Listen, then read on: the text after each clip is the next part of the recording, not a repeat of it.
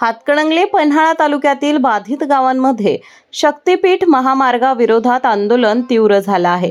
9 जून रोजी होणाऱ्या महामोर्चात हजारो शेतकरी सहभागी होणार असल्याचा निर्धार पारगाव येथील तालुका बैठकीत करण्यात आला।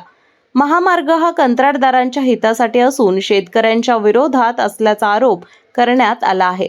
महामार्गाच्या बाजूने इंडस्ट्रियल कॉरिडॉरच्या नावाखाली हजारो एकर जमीन लाटण्याचे षडयंत्र असल्याचा आरोप शक्तीपीठ महामार्ग विरोधी संघर्ष समितीचे राज्य समन्वयक गिरीश फोंडे यांनी केला। या भागातील बहुतांश शेतकरी अल्पभूधारक असून आधीच विविध प्रकल्पांमुळे जमिनी गेल्याने शेतकरी संतप्त झाले आहेत।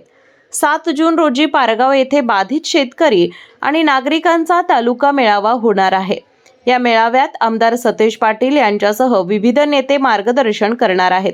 महामार्ग हाणून पाडण्यासाठी गावागावात महिला मेळावे घेऊन आंदोलन अधिक तीव्र करण्याचा निर्णय यावेळी घेण्यात आला।